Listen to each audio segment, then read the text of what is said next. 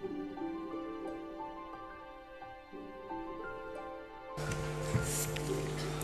النبي المصطفى رسول الله صلى الله عليه وسلم وآله وأصحابه وأتباعه وذرياته الكرام. الفاتحة. بسم الله الرحمن الرحيم. الرحمن الرحيم مالك يوم الدين. إياك نعبد وإياك نستعين. صراط الذين أنعمت عليهم.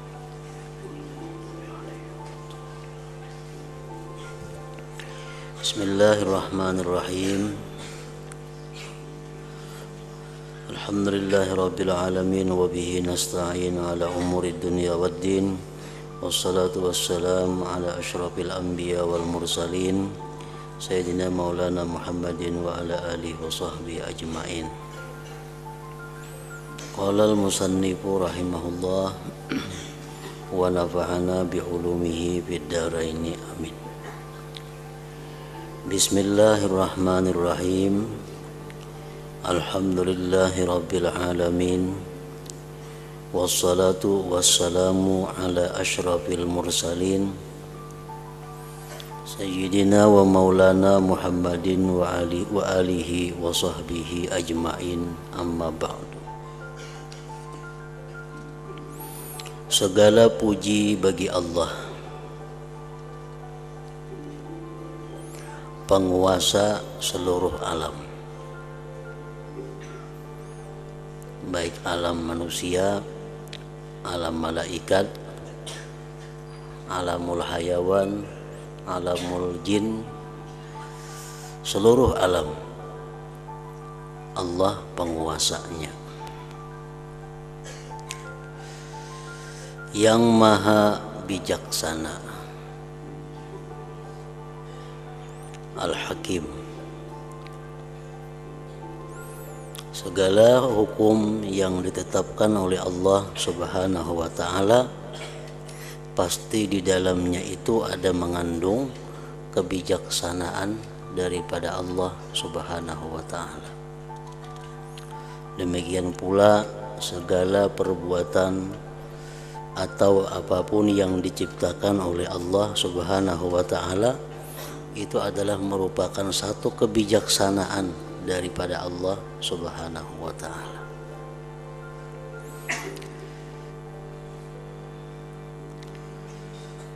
Antara lain contoh tentang kebijaksanaan hukum-hukum Allah Subhanahu wa ta'ala, orang yang sembahyang. Allah Subhanahu wa ta'ala mewajibkan kepada setiap orang Islam untuk sembahyang 5 waktu. Nah, di dalam sembahyang itu sangat banyak mengandung kebijaksanaan daripada Allah Subhanahu wa ta'ala. Antara lain masalah waktu. Nah, orang-orang yang dalam keadaan sakit itu dapat kebijaksanaan dari Allah bahwa dia boleh menjamak sembahyang. Orang yang dalam keadaan musafir, maka dia dibolehkan sembahyang menjamak sekaligus meringkas.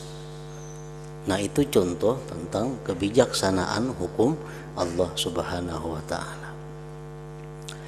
Orang yang kadangkala sembahyang berdiri dibolehkan sembahyang berduduk. Sembahyang berduduk kadangkala dibolehkan berhiring. Berhiring kadangkala dibolehkan bertilantang. Asal orang tersebut sembahyang. Orang yang kadangkala puasa karena sesuatu alasan yang benar dibolehkan kada puasa bulan Ramadan. Tapi dia mesti membayar di bulan-bulan yang lainnya. Nah, itu adalah kebijaksanaan daripada Allah Subhanahu wa ta'ala. Maha luas anugerahnya, maha luas anugerahnya, maha pemurah, maha menang,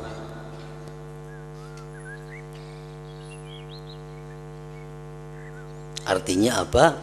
Allah Subhanahu wa ta'ala itu kadakawa dimusuhi, Allah kadakawa dilawan, karena Allah itu maha menang.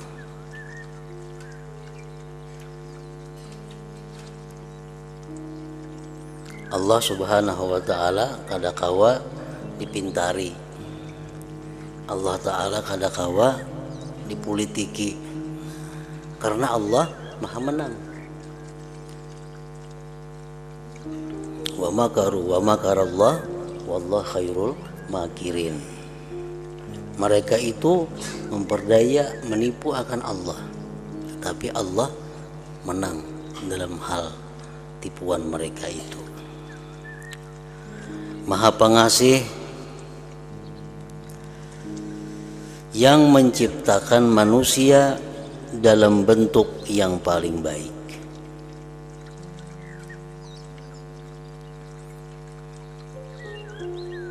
Itu adalah firman Allah.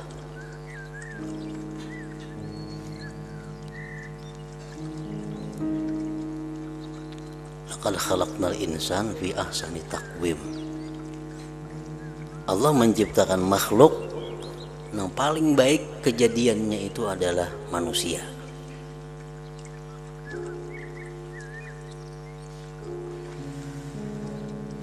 Dan menjadikan langit bumi dengan kekuasaannya, kudratnya, serta mengatur semua urusan di dunia dan akhirat dengan kebijaksanaannya.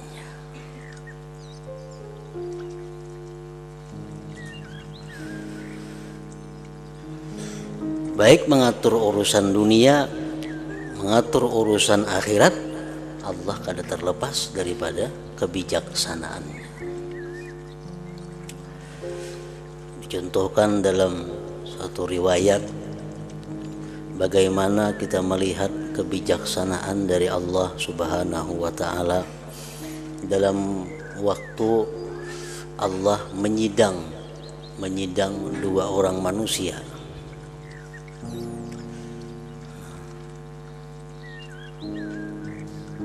Ada yang zalim, ada yang mazlum, ada yang menganiaya dan ada yang dianiaya. Keduanya disidang oleh Allah Subhanahu wa ta'ala di akhirat kaina. Nah, kemudian orang yang dizalim ini kada mau melepaskan orang yang menzalimnya. Dia mesti dituntut, mesti dibalas. Sangat keberatan orang yang dizalim ini andai kata yang menzalim itu masuk surga,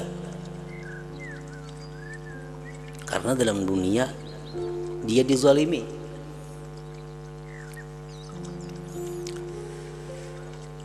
Nah, Allah Subhanahu wa ta'ala kalau menghukum ini orang dengan adil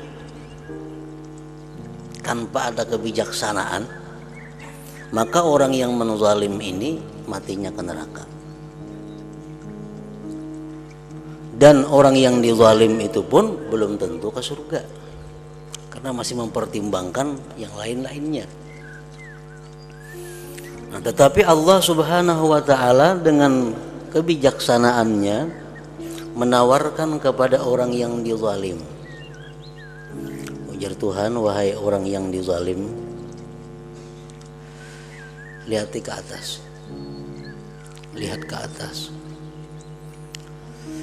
Kalau orang yang dizalim ini memandang ke atas, melihat begitu indah mahligai istana. Ujar yang dizalim tadi, itu istana siapa ya Allah? Ujar Tuhan, itu istana bagi siapa yang mau menukari. Liman a'tas saman, siapa yang bayar itu ampunnya. Nah, apa garang bayarannya? Ujar nang dizalim tadi. Ujar Tuhan, bayarannya kalau ikam mau meridai orang yang menzalim ikam ini, ikam dapat istana itu. Nah akhirnya apa? Orang yang dizalim ini mau meridai orang yang menzalim. Akhirnya kedua-duanya masuk ke dalam surga Allah Subhanahu wa ta'ala. Nah itu contoh tentang kebijaksanaan Allah Subhanahu wa ta'ala yang maha bijaksana. Dan seluruhnya apapun yang dihukumkan oleh Allah, apapun yang diberikan oleh Allah kepada kita, itu sudah paling bijaksana dari Allah Subhanahu wa ta'ala. Kenapa aku jadi macam ini? Kenapa aku jadi kayak ini? Kada perlu dibahas, kada perlu diiktirat, karena Allah memberikan itu sudah melalui kebijaksanaan Allah yang maha bijaksana. Alaihissallah biahkamil hakimin. Surah At-Tin yang selalu kita baca. Alaihissallah biahkamil hakimin. Allah itu paling bijaksana di antara orang yang bijaksana. Oleh karena itu kita disunnahkan untuk membaca beberapa kalimat bala wa ana ala dzalika minas syahidin. Bila imam itu kan alaihissallahu bi ahkamil hakimin, jangan langsung Allahu akbar rukuk, baca dahulu bala wa ana ala dzalika minas syahidin, hanyar Allahu akbar. Nah apa artinya? Artinya ini membaca Quran menerangkan bahwa Allah itu paling bijaksana orang yang bijaksana. Lalu ujar kita, bujur aku menyaksikan itu. Ujar kita, bujur Allah itu orang yang paling bijaksana dan aku menyaksikan kebijaksanaan dari Allah Subhanahu wa ta'ala itu. Dia menciptakan jin dan manusia hanyalah agar mereka beribadah kepadanya.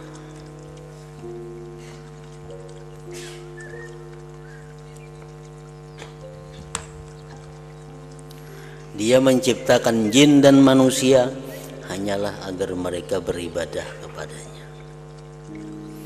Allah menciptakan kita bukan untuk mencari harta. Allah menciptakan manusia bukan mencari kedudukan dalam dunia. Tapi Allah Subhanahu wa ta'ala menciptakan kita ini agar kita beribadah kepada Allah. Nah, lalu kalau kita beribadah kepada Allah, kayak apa kita urusan dunia kita? Urusan pemakan kita, urusan mengungkusi hidup, kalau beribadah.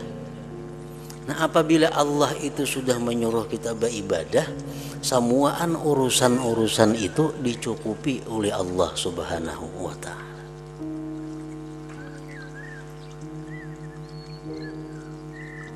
Apabila kita hidup ini bujur-bujur sesuai dengan aturan Allah, yaitu hidup itu untuk ibadah, maka urusan dunia itu akan dicukupi oleh Allah.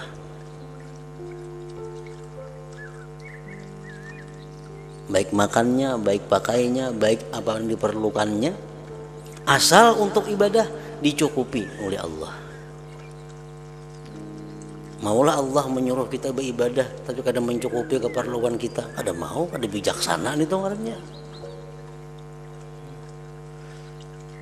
Jam begawi di rumahku sehari 10 jam, mulai jam 6 sampai jam 4 umpamanya siang.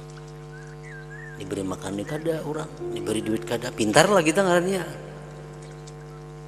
Nah, Allah maha bijaksana, kada mungkin, mustahil Allah menyuruh kita beribadah itu membiarkan kehidupan kita. Ini gawiannya mengaji, nuntut ilmu, sembahyang, beribadah, pada tahu urusan dunia. Kayak apa makannya, kayak belanjanya, pasti dicukupi oleh Allah. Tapi bila kita hidup ini menyimpang daripada aturan Allah, Allah tadi mengatakan bahwa manusia itu diciptakan untuk mengabdi kepada Allah. Kita mengabdi kepada dunia. Ibadah nomor 2. Bila ada waktu beribadah, bila ada waktu kada. Yang penting hidupnya diurusnya dunia. Nah, lapah orang ini. Ini manusia lapah.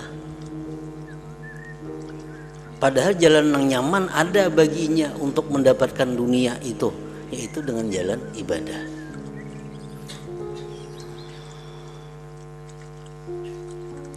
Kenapa maka lapah? Karena di luar aturan. Allah sudah mengatur bahwa manusia ini dicipta untuk ibadah. Apapun yang diperlukannya dicukupi oleh Allah. Ada inya kada, inya hidup untuk mencari dunia. Nah, lapah itu. Dan Allah kada menjamin orang yang mencari dunia itu bakal kaya, kada menjamin. Allah kada menjamin orang yang sekolah tinggi pasti dapat kedudukan, kada menjamin. Banyaknya orang yang siang malam berusaha hidupnya fakir miskin. Banyaknya orang yang bertital jadi pengangguran. Sarjana S1, S2. Makan goreng 4 mintuha. Kada ada pekerjaan. Kenapa? Allah kada menjamin orang yang mencari dunia berhasil, kada menjamin. Tapi kalau kita hidup dalam aturan Allah, kita beribadah, Allah menjamin.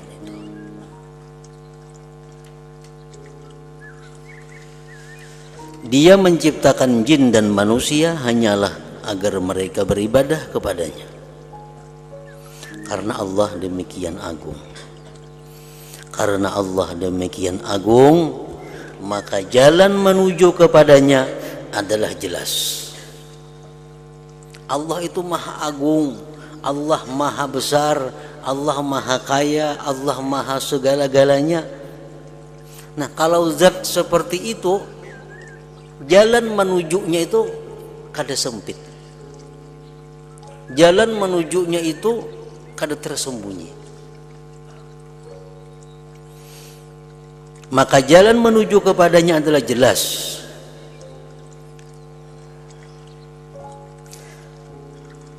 Di tempat kita umpamanya di satu kabupaten itu orang yang paling agung adalah bupati.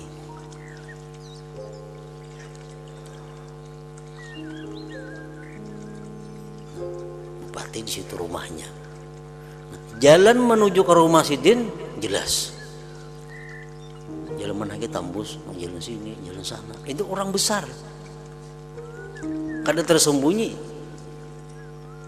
Lain rumah orang yang kada terkenal, mau sasat kita mencari. Ini rumah orang kecil, orang yang kada dikenal orang, dalam gang pulang bandak. Mau kita kasih tuh kamari betakun.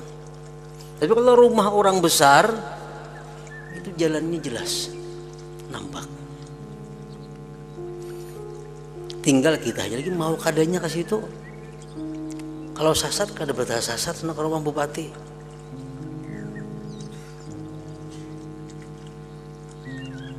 Karena Allah demikian agung, maka jalan menuju kepadanya adalah jelas bagi orang-orang yang menghendaki. Nah, hendaknya jelas. Menghendak. Dan bukti keagungan Allah juga terang bagi orang-orang yang mau berpikir. Allah Ta'ala agung, Allah Ta'ala maha besar.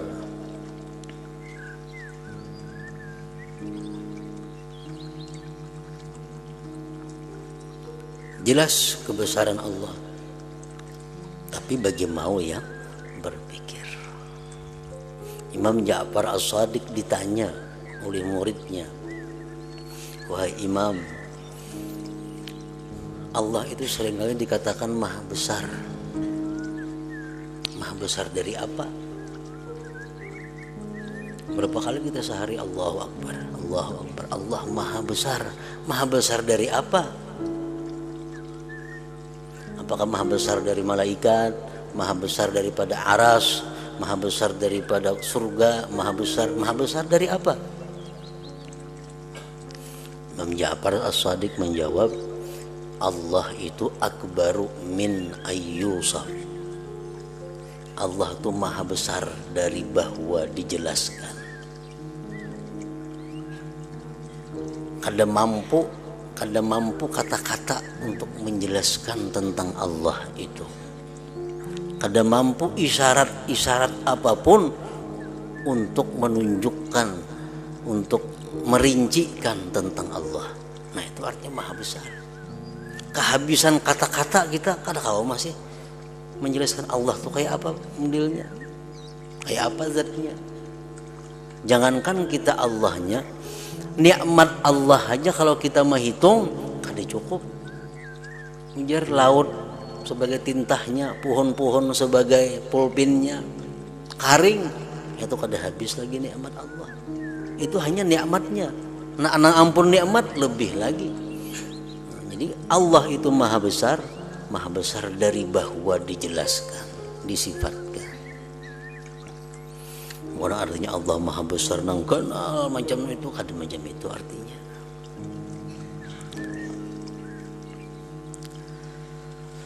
Namun harus pula diingat bahwa Allah kuasa menyesatkan siapa saja. Allah itu bisa menyesatkan siapanya yang dia kehendaki, dan kuasa menunjuki orang yang dia kehendaki.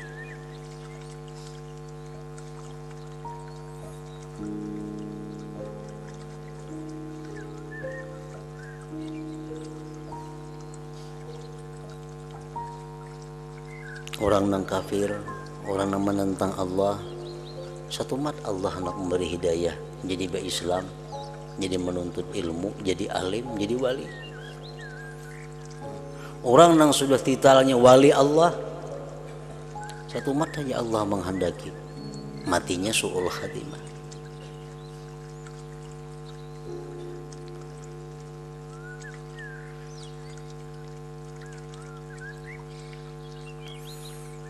Diceritakan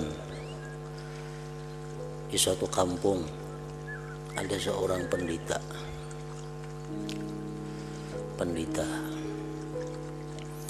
Jadi ujar pendeta itu kepada muridnya, "Kaina bila aku mati,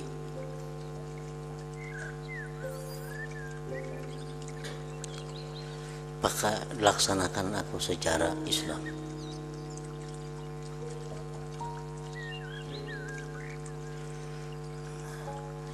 Artinya ya pendeta, bila aku mati mandi aku, kapani aku, buat dalam tabala, bawa ke hutan. Nah kayaknya di hutan tuh ada kena orang bawa pati, hurupakan pati ini tuh bawa ke sini. Pati itu dikuburkan secara Kristen, secara Nasrani.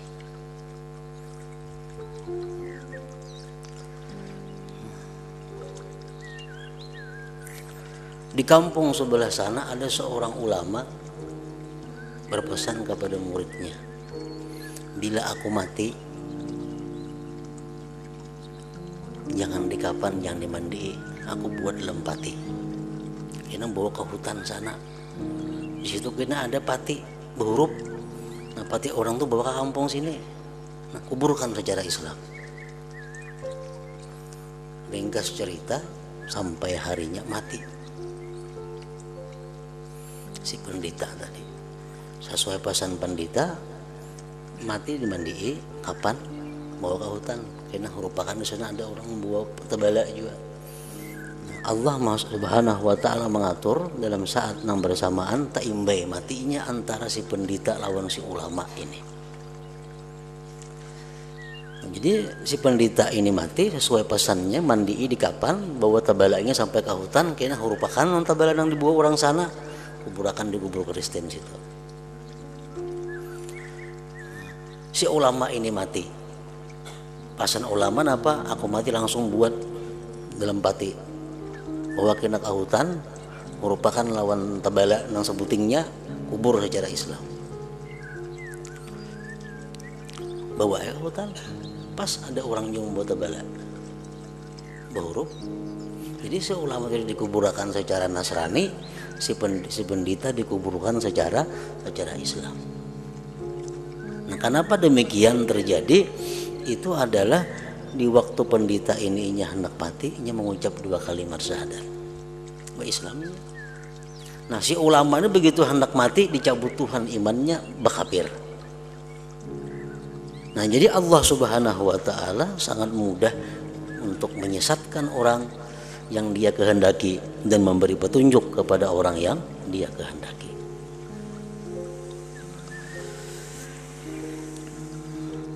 Namun harus pula diingat bahwa Allah kuasa menyesatkan siapa saja yang Dia kehendaki dan kuasa menunjuki orang yang Dia kehendaki. Dia Maha tahu mana orang yang patut menerima petunjuknya. Allah tahu bujur ini yang patut menerima hidayah, ini kada patut. Orang badu bading, bertiga bading, sarumah, sakalambo, sapamakanan muring, witan sama, mama abah sama. Kena saya kong ka ini kelakuannya, nang saya kong ka ini, nang saya kong penuntut ilmu apa ibadah. Allah mengetahui ini orang yang patut diberi hidayah, ini kada patut diberi hidayah. Semoga rahmat ta'zim senantiasa tercurah kepada pemimpin para utusan Nabi Muhammad sallallahu alaihi wasallam dan melimpah kepada keluarga beliau yang baik serta suci perbuatan dan hatinya. Mudah-mudahan Allah menjadikan keagungan pada diri Nabi dan keluarganya sampai hari pembalasan amal. Ketahuilah wahai saudaraku, semoga Allah melimpahkan keberuntungan kepada kalian dan diriku untuk bisa memperoleh keridhaannya Allah Subhanahu wa taala. Ketahuilah bahwa ibadah itu sebenarnya merupakan buah ilmu. Ibadah itu buah daripada ilmu. Namun orang kada berilmu kayak apa hendak beribadah. Ibadah itu sebenarnya merupakan buah ilmu. Faidah umur hidup di dunia. Ibadah itu adalah manfaatnya umur. Hasil yang diperoleh para hamba yang kuat. Ibadah itu adalah hasil yang diperoleh para hamba yang kuat. Ibadah itu pula harta niaga para wali kekasih Allah. Ibadah itu cara hidup orang-orang yang bertakwa. Ibadah itu bagian orang-orang mulia. Ibadah itu pekerjaan orang-orang sempurna dan merupakan pilihan orang yang memiliki penglihatan hati. Manusia ada mempunyai 2 mata. Mata yang pertama disebut basar. Ya, mata yang hirang ini. Itu mau kaur, mau min, mau plus.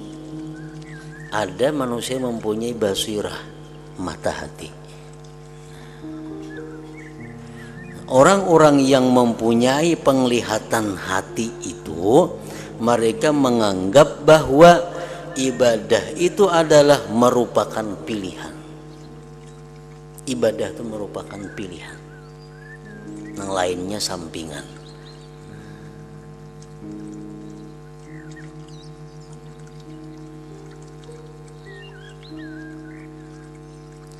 Ibadah adalah jalan keberuntungan dan jalan menuju surga.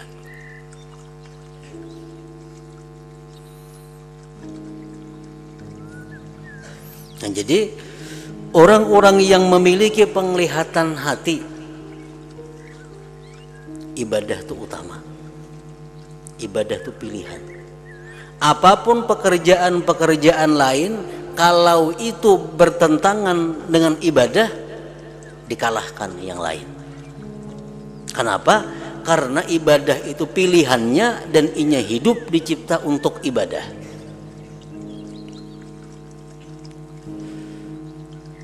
Belajar hidup nang kaya HP. HP ini itu diciptakan untuk alat telekomunikasi berhubungan. Itu gunanya HP. Untuk menghubungi siapa atau menerima panggilan siapa, itu HP. HP diciptakan untuk berhubungan. Rahatan kita memutar nang apa aja di HP ini tuh, kalau ada masuk panggilan pagat kisahnya nang pun kita putar nih tuh. Bahkan ya melatih gambar-gambar di HP, melatih gambar. Ada panggilan masuk, hilang gambar itu, panggilan yang timbul. Kenapa? Karena HP dicipta untuk urusan panggil memanggil. Tujuan utamanya itu. Kita mah SMS kata mengatik, rahatan mengatik SMS. Datang telepon, pagat itu, timbul ngaran orang itu masuk, nah ini memanggil si anu.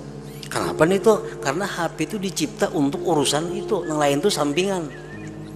Nah kayak itu aja manusia jaka macam HP ini tuh dicipta untuk ibadah. Apapun pekerjaannya, bila datang waktu ibadah selesai yang lain dulu, ibadah dirisakan. Nah, jadi hidup itu sesuai dengan apa diciptakan. Diciptakan untuk apa? Allah mengatakan bahwa manusia dicipta untuk ibadah. Orang yang punya mata hati mengatakan bahwa ibadah itu ada pilihan mereka, maka lain pada itu nomor selanjutnya.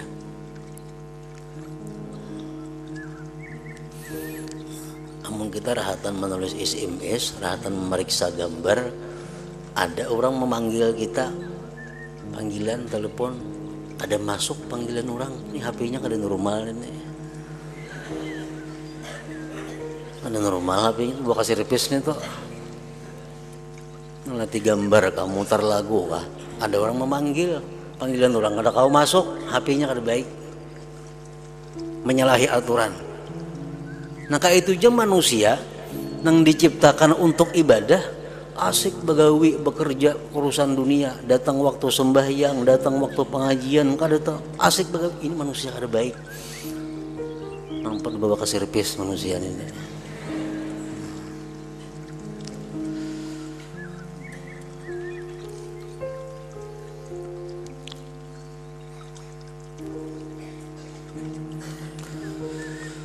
Allah Ta'ala berfirman, wa ana rabbukum fa'budun. Artinya aku adalah Tuhan kalian. Aku adalah Tuhan kalian. Karena itu beribadahlah kalian kepadaku. Beribadahlah kalian kepadaku.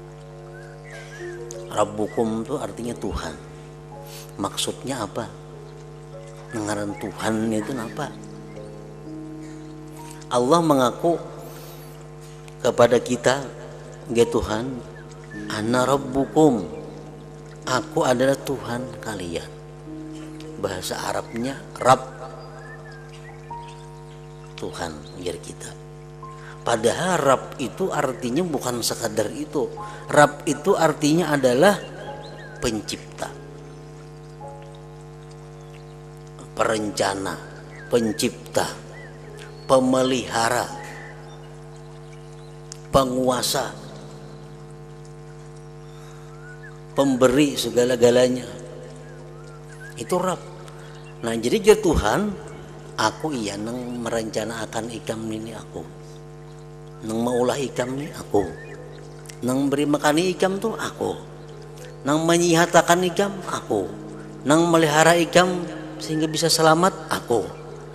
Beribadahlah kepadaku. Nah itu artinya, maka ikam menyembahlah. Maka ada paham arti menyembah itu, maka ikam maasi-asi lawan aku artinya. Karena aku nang maulah ikam ni aku, nang beri makan ikam aku, nang beri duit aku, nang menyihatkan aku, menjaga siang malam aku, ya Tuhan. Aku nang patut ikam sembah, aku nang patut ikam taati, aku nang patut ikam hiraukan. Nah wa ana rabbukum fa'budun, aku adalah Tuhan kalian, karena itu beribadahlah kalian kepadaku.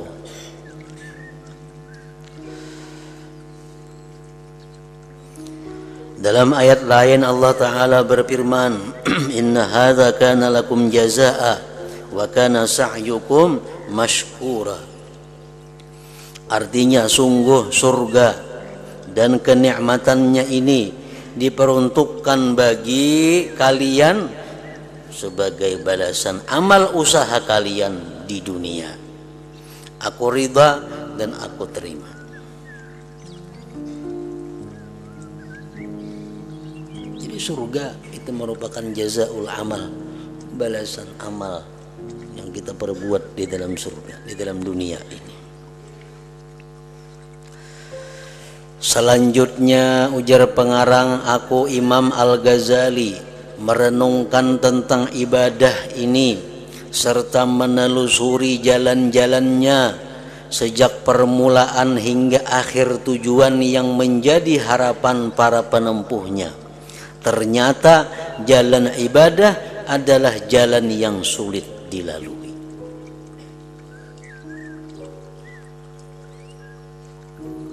Gesehen sudah meneliti, memperhatikan, ternyata ibadah itu jalan yang sulit dilalui. Banyak tanjakannya, bersangatan kepayahannya, jauh jaraknya, besar mara bahayanya, tidak sedikit rintangan dan halangannya, terkepung kebinasaan dan penuh penghadang, banyak musuh dan penjegal, sedikit sekali teman dan pengikutnya. Nah, itu ibadah sekalinya kayak itu.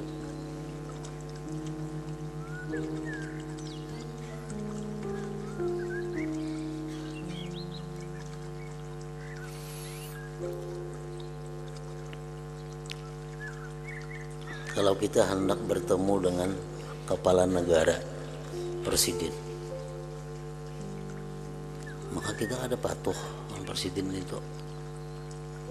Tahu ngaran benar SBY presiden kita, kada patuh, kada pertemuan kada biasa, rumahnya tahu di situ.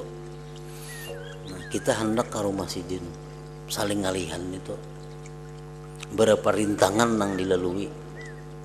Salah kita bisa mati di tengah jalan melalui ini, pemeriksaan itu.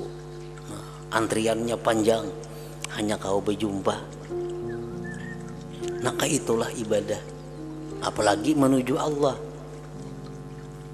yang sangat maha besar dari segala yang besar. Nah, tapi ini untuk orang-orang yang kada kenal, yang kada patuh. Amun orang yang sudah akrab lawan presiden nang siang ke malam bahas itu kada berjaga-jagaan lagi, kada ada lapahnya lagi, bahkan rame.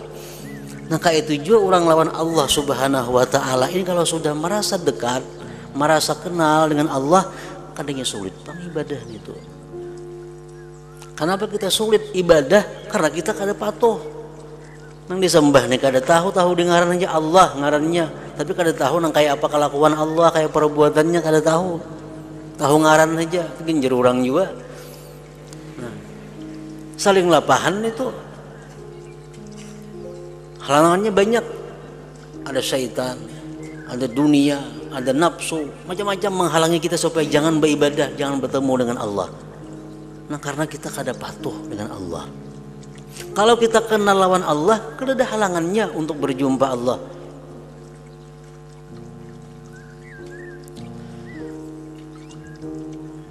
Memang begitulah seharusnya, sebab ibadah adalah jalan menuju surga. Keadaan demikian sesuai dengan apa yang disabdakan oleh Rasulullah sallallahu alaihi wasallam, ala wa innal jannata huffat bil makari wa innan nara huffat bis syahawat. Artinya, ingatlah sesungguhnya surga itu dikelilingi oleh berbagai jalan, berbagai hal yang dibenci. Sedangkan neraka dikelilingi oleh bermacam kesenangan nafsu. Nak masuk neraka paling nyaman, guring aja masuk neraka sudah kita.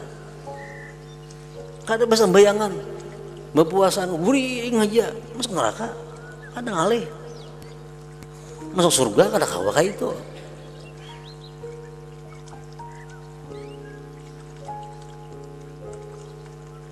Jadi kalau kita hendak masuk neraka tuh banyak aja nama antarakan. Kendaraannya banyak, gratis, masuk neraka kadang ngalih. Kalau hendak masuk ke surga, nah itu maka ngalih. Karena ujar Nabi, surga itu dikelilingi oleh berbagai hal yang dibenci, sedangkan neraka dikelilingi oleh bermacam kesenangan nafsu. Rasulullah SAW bersabda, ala wa innal jannata haznun dirabwatin ala wa innal nara sahlun bisyahwatin. Artinya ingatlah, surga itu bagaikan tanah rumpil di tempat ketinggian.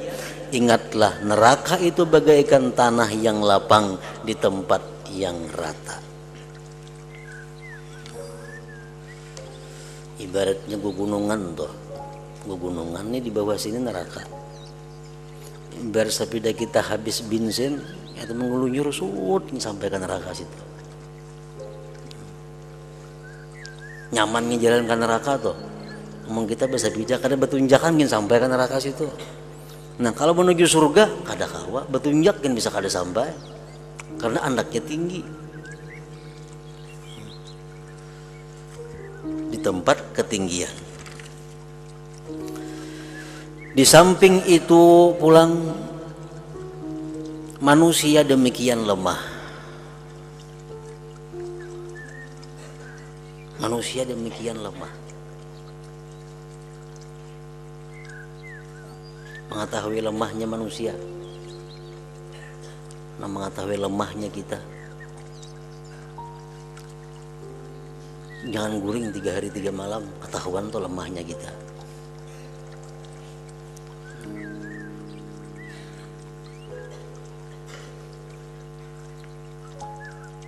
Jangan makan, jangan minum sekian hari, tahu tuh lemahnya kita. Maka ibadah ini sangat berhubungan lawan kada makan, kada guring, kada minum itu. Manusia demikian lemah dan masa begitu sulit. Laku agama semakin mundur dan waktu luang untuk beribadah sangat sedikit. Pekerjaan selain ibadah banyak sekali, macam-macam urusan. Ada habis-habis itu untung ini itu. Pekerjaan selain ibadah banyak sekali.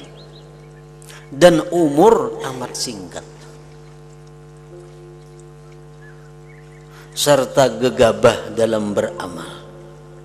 Kata belakalakas.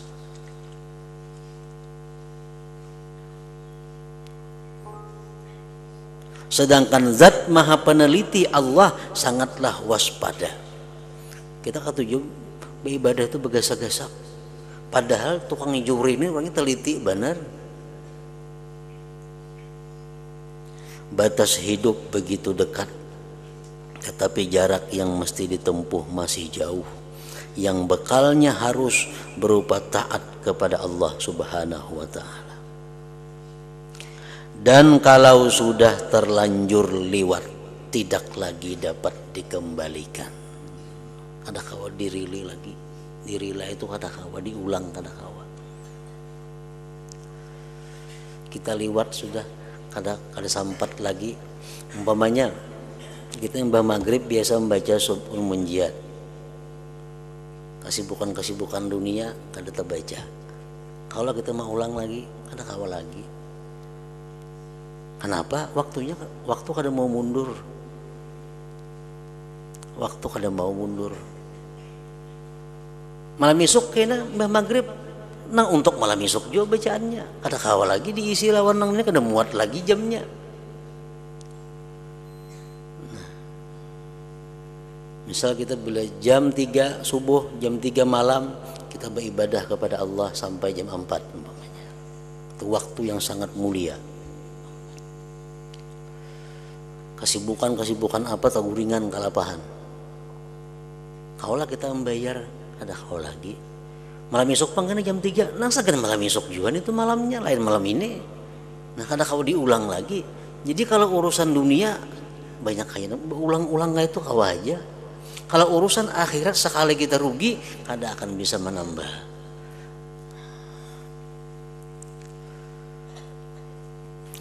Dan kalau sudah terlanjur lewat, tidak lagi dapat dikembalikan.